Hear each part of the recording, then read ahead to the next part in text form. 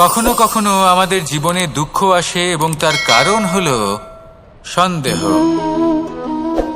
মানুষ আমাদের উপর সন্দেহ করে, আমাদের কর্ম নিয়ে, আমাদের মানসিকতা নিয়ে, আমাদের কথা নিয়ে, আমাদের চরিত্র নিয়ে।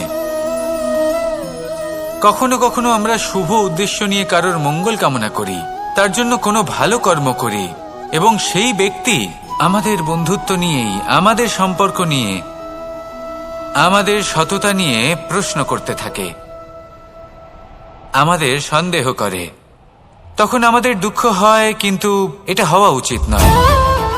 কারণ যখনই কোনো ব্যক্তি আপনাকে সন্দেহ করছে, তাতে আপনারই মূল্য বৃদ্ধি পাচ্ছে।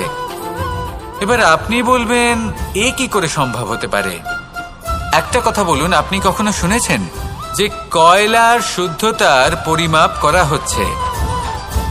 শোনেননি, কারণ এমনটা কখনো হয়ই না।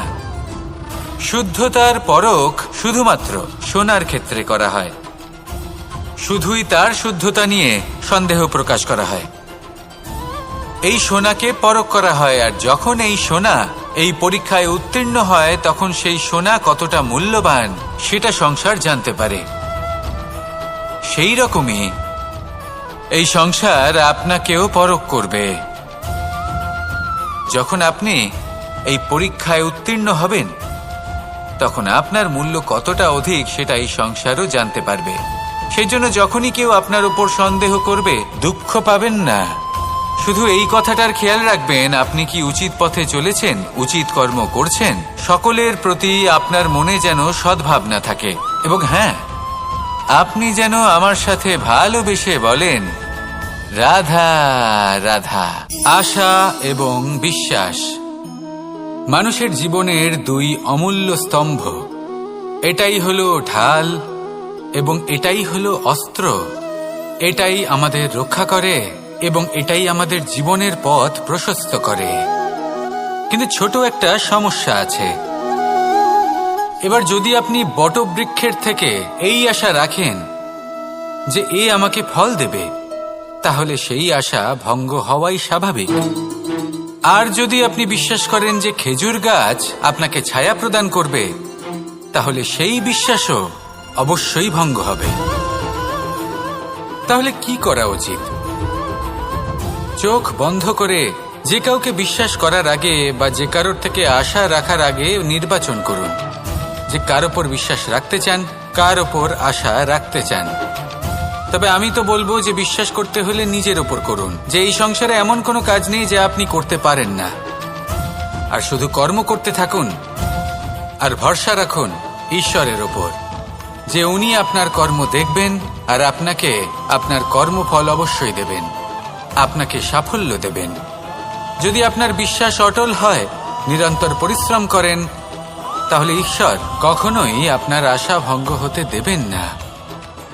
আসুন আর আমার সাথে ভালোবেসে বলুন, রাধা রাধা। আমরা আনন্দ লাভের জন্য ভালোবাসি মা বাবাকে, ভাই বোনকে, পরিবার পরিজনকে, বন্ধুকে, প্রেমিকাকে।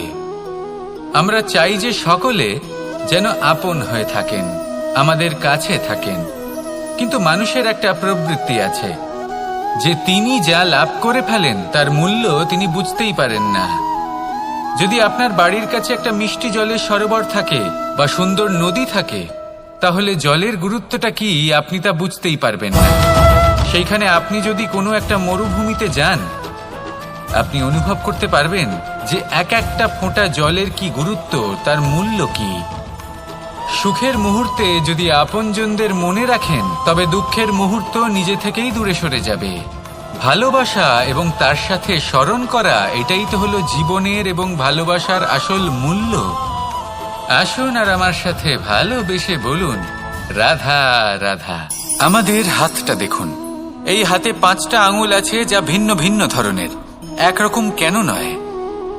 কারণ হলো প্রত্যেকের নিজের নিজের গুরুত্ব আছে, নিজের নিজের মাহাত্ম্য আছে।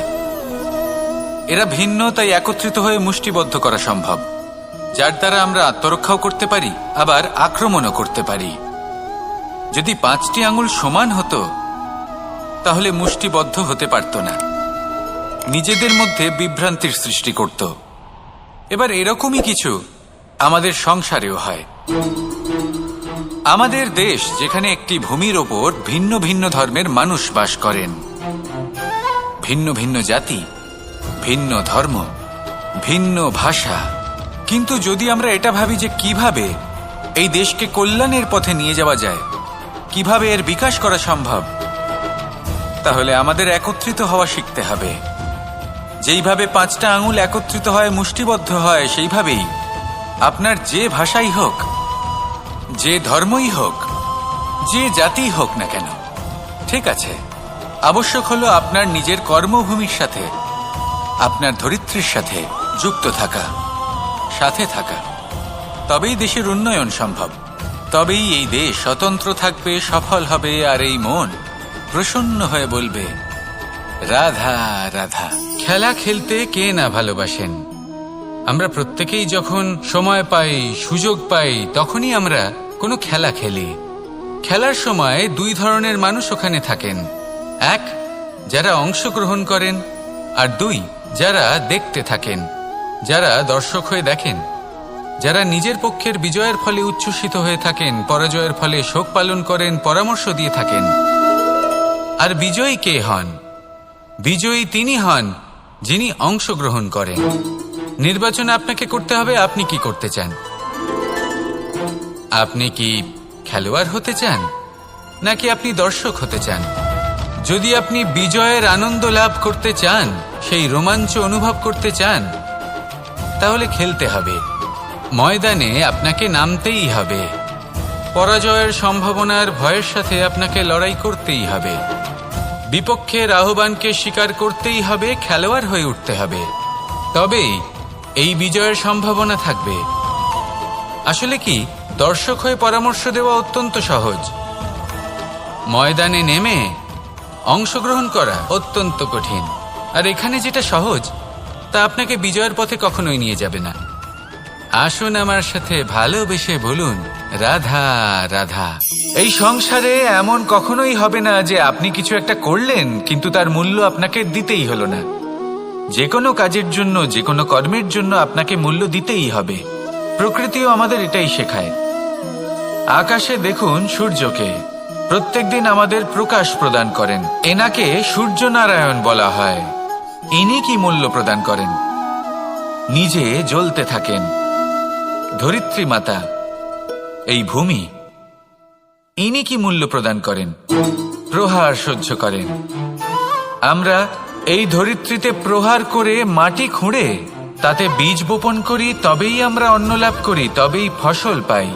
জীবনে যদি আপনাকে সফল হতে হয়, সম্মান পেতে হয়, যশ পেতে হয়, তাহলে আপনাকে মূল্য দিতেই হবে। যদি আপনি সাফল্য লাভ করতে চান, তাহলে দিন রাত আপনাকে ত্যাগ করতে হবে, যেখানে সমগ্র সংসার সন্তোষ অনুভব করছে, আর আপনাকে করতে হচ্ছে পরিশ্রম। যদি আপনি সম্মান প্রাপ্ত করতে চান, তাহলে আপনাকে সেই সুখ ত্যাগ করতে হবে যা সবার কাছে রয়েছে। যদি আপনি যশ লাভ করতে চান, তাহলে নিজের অন্তরকে মেরে ফেলা আপনাকে শিখতে হবে, তবেই আপনি যশ লাভ করবেন। জীবনে শুধুমাত্র ধন মূল্যবান নয়, কিন্তু এই যে মূল্যের কথা আমি বলছি, সেটা যদি আপনি দিতে পারেন, তাহলে নিশ্চিত রূপে এটা আপনাকে আরো মূল্যবান করে তুলবে, নিশ্চিত রূপে গড়ে তুলবে। তাহলে এটাই করুন আর আমার সাথে ভালোবেসে বলুন রাধা রাধা। মানুষের শরীর থেকে যা কিছু নির্গত হয় সবই পচনশীল, তা থেকে দুর্গন্ধ বেরোয়, একটা ঘৃণাবোধ জন্ম নেয়। আমাদের রক্ত হোক, অবশিষ্ট হোক, ঘাম হোক, নিঃশ্বাস হোক, আবার এমনকি যখন আমরা মনুষ্য শরীর ত্যাগ করি, তারপরেও এই শরীরেও পচন ধরে, তার থেকে দুর্গন্ধ বেরোয়। কিন্তু বিষয়টা হলো, এটা আমাদের হাতেই নেই। তাহলে আমাদের হাতে কি রয়েছে? আমাদের কর্ম, আমাদের উদ্দেশ্য, আর আমাদের বাণী। যদি এইগুলো শুভ রাখেন, তাহলে শুধু নিজে সুগন্ধিত থাকবেন না, এই সমগ্র সংসারকে সুগন্ধিত করে তুলবেন। কথায় আছে যে বাণীর থেকে অধিক মূল্যবান আর কিছুই নেই। সেই জন্য যে কোনো কথা বলার আগে নিজের শব্দকে নিজের মনের তুলাদণ্ডে মেপে দেখুন, তারপরে তার প্রয়োগ করুন। কখনো কখনো এমনও হতে পারে যে আপনার কথা কারোর জীবনে আশীর্বাদ হয়ে দাঁড়ালো, যার দ্বারা হয়তো সে শক্তি এবং প্রসন্নতা লাভ করলো। আবার এমনও হতে পারে যে আপনার কথা হয়তো কারোর মনে এমন আঘাত দিল, সে সেই আঘাত কোনোদিনও ভুলতে পারল না। আসুন আমার সাথে ভালোবেসে বলুন, রাধা রাধা। যদি আমি স্থির করি, যদি নিশ্চিত করি একটা মূর্তি গড়ে তুলব, আর কিছুক্ষণ সেই কাজটা করে আবার কিছুক্ষণ পরে বন্ধ করে দিই, আবার কিছুক্ষণের জন্য কাজটা করে আবার সেই কাজ বন্ধ করে দিই, আবার কিছুক্ষণের জন্য কাজটা করে বলি ক্লান্ত লাগছে, কিছুক্ষণের জন্য বিশ্রাম নিয়ে নিই, যদি এইভাবে আমি কাজটা করি, তাহলে কি এই কাজ উচিত সময় এবং উচিতভাবে সম্পন্ন হবে? কখনোই নয়। শুধু তাই নয়, যে কোনো কাজ যদি পূর্ণ করতে হয়, উচিতভাবে করতে হয়, উচিত সময়ের মধ্যে করতে হয়, তাহলে প্রয়োজন সততার এবং অখণ্ড প্রচেষ্টার। সততা ছাড়া আপনি যে কাজই করুন না কেন, উচিত সময় তা সম্পূর্ণ হবে না, আর মনোবাঞ্ছিত ফল আপনি কখনোই পাবেন না। তাই যে কাজই আরম্ভ করুন না কেন, সততার সাথে এবং অখণ্ড প্রচেষ্টার সাথে করুন। তখনই কর্ম এবং তখনই এই জীবন সফল হবে, এবং এই মন প্রসন্ন হয়ে বলবে, রাধা রাধা। কেউ আমাকে মাখন চোর বলেন, কেউ বা আমাকে মুরলী মনোহর বলেন, কেউ আমাকে যুদ্ধবিমুখ বলেন, কেউ বা আমাকে সুদর্শনধারী বলেন, কিন্তু আমি আসলে কে? আসুন, আজ আমি আপনাকে আমার আসল পরিচয় জানাবো। বাড়িতে সুস্বাদু মাখন থাকা সত্ত্বেও গোপীদের কাছে সুমধুর ভালোবাসাপূর্ণ বকুনি খাওয়া যে ভালোবাসে, সেই হলো কৃষ্ণ। আঙুলে সুদর্শন চক্র থাকা সত্ত্বেও যে রথের লাগাম ধরে থাকবে সেই সিদ্ধান্ত নিয়েছে, সেই হলো কৃষ্ণ। দ্বারকার মতো অনন্য রাজমহল থাকা সত্ত্বেও সুদামার মতো সখা যার অত্যন্ত প্রিয়, সেই হলো কৃষ্ণ। যদি আপনার মনে প্রেম থাকে, আপনি প্রেম বিতরণ করেন, সবাইকে ভালোবাসেন, এবং ভালোবাসা রক্ষার খাতিরে শস্ত্র হাতে নিতেও আপনি সক্ষম থাকেন, তাহলে আপনি হলেন কৃষ্ণ। আসুন আমার সাথে ভালোবেসে বলুন, রাধা রাধা। ব্যায়াম, এই শব্দ আমরা সকলে শুনেছি, আর এটা সারা জীবন আমাদের সাথেই থাকে কোনো না কোনো রূপে। যখন আমরা জন্মগ্রহণ করি, চলতে শিখি, প্রথমে আমরা হামাগুড়ি দিয়ে চলি, পরে চলতে চেষ্টা করি কিন্তু পড়ে যাই। তখন আমাদের বাড়ির গুরুজনেরা আমাদের আটকান না, ওনারা মনে করেন এইভাবেই আমাদের সন্তান চলতে শিখবে, এইভাবেই তার পা আরো মজবুত হবে, যা অত্যন্ত গুরুত্বপূর্ণ। এইবার জীবনকালে যতই আমরা এগোতে থাকি, এই ব্যায়াম বিভিন্ন রূপে আমাদের সাথেই থাকে। কিন্তু আপনি কি জানেন যে এই ব্যায়ামের তাৎপর্য আসলে কি? আপনি কি জানেন এই ব্যায়ামের মর্ম আসলে কি? যখনই আমরা এই ব্যায়াম করি, আমাদের শরীরের মাংসপেশি ক্ষয় হয়। প্রথমে তা ক্ষয় হয়, তারপর আবার তা নির্মিত হয়। আরো শ্রেষ্ঠ, আরো শক্তিশালী মাংসপেশি আমরা লাভ করি। অর্থাৎ এই ব্যায়াম হলো সৃজনের বিজ্ঞান। এই ব্যায়াম আমাদের জন্য অত্যন্ত আবশ্যক। সেই জন্য জীবনে যখনই কোনো কিছু নষ্ট হয়ে যায়, চলে যায়, তখন হতাশ হয়ে পড়বেন না, তাকে পুনর্নির্মাণ করার চেষ্টা করবেন। আর এই শিক্ষা আমরা লাভ করি পাখিদের থেকে। যখনই বর্ষা হয়, ঝড় আসে, যখন পাখির বাসা ভেঙে চুরমার হয়ে যায়, তারা হার মেনে নেয় না। সে আবার অল্প অল্প করে সব খুঁজে একত্রিত করে আবার নিজের বাসা বানিয়ে তোলে, পুনরায় এক জীবনকে জন্ম দেয়, এক নতুন পরিবারকে জন্ম দেয়। তাই মনে রাখবেন, জীবনে এইভাবেই যদি আপনি নির্মাণ করতে চান, সৃজন করতে চান, তাহলে সেই নির্মাণের জন্য ভাঙনের অভিজ্ঞতা থাকা অত্যন্ত আবশ্যক। ভগ্ন বস্তুকেও সম্মান করা অত্যন্ত আবশ্যক। এই আচরণ মনে নিয়ে আসুন, মন প্রসন্ন হয়ে বলবে, রাধা রাধা। যখন আমরা কোনো বনে প্রবেশ করি, তখন এই সবুজ ঘাস দেখে, এই কোমল ঘাস দেখে আমাদের মন প্রফুল্ল হয়ে ওঠে। ভিন্ন ভিন্ন প্রজাতির ফুল, ভিন্ন ভিন্ন রঙের ফুল দেখে এই মন আনন্দে ভরে ওঠে। এখানে শিশুরা আনন্দ লাভ করে, বড়রা ভোজন গ্রহণ করেন, কথাবার্তা বলেন, হাঁটাহাঁটি করে বেড়ান। এবার ভেবে দেখুন, যখন এই উপবনের নির্মাণ হয়েছিল সেই সময় যদি এই মাটিকে সঠিকভাবে খনন না করা হতো, যদি তাতে সঠিকভাবে বীজ রোপণ না করা হতো, যদি কোনো সংঘর্ষ না হতো, পরিশ্রম না করা হতো, যদি চলতে চলতে পায়ে কাঁটা না বিঁধে যেত, তাহলে এই সুন্দর বন দেখে আমরা কি এই আনন্দ লাভ করতে পারতাম? কখনোই নয়। ধরুন কোনো নদীর তটে সুন্দর একটি বন আছে, সেই বনের আনন্দ লাভ করতে গেলে আপনাকে সেই নদী পার করতেই হবে। যদি সুখের নদীর কাছে পৌঁছতে চান, তাহলে তটে যে কাঁটা রয়েছে সেগুলোর সাথে সংঘর্ষ করতেই হবে। এই সংসারে যদি আপনি সুখ লাভ করতে চান, তাহলে সুখ লাভের এই যাত্রা শুরু করতে হবে সংঘর্ষ দ্বারা। তাহলে সংঘর্ষকে স্বাগত জানান, এর পেছনেই সুখ রয়েছে যা আপনার জন্য অপেক্ষা করছে। এবার হাসুন আর আমার সাথে ভালোবেসে বলুন, রাধা রাধা। এই সংসারের সব থেকে কঠোর ধাতুর মধ্যে একটি হলো লোহা। লোহা দিয়ে আমরা অনেক অস্ত্র শস্ত্র লাভ করি, অনেক বস্তুও লাভ করি। এবার এই লোহাকে কাটার জন্য, একে কোনো আকার দেওয়ার জন্য কি প্রয়োগ করতে হয়? লোহা। এবার এই কথাটা আমরা সকলেই জানি যে লোহার দ্বারাই লোহাকে কাটতে হয়। এবার এই কথা আমি আপনাকে কেন বলছি, এরপরে খুব বড় একটা প্রশ্ন আসে যা খুব বড় শিক্ষা দিয়ে যায়।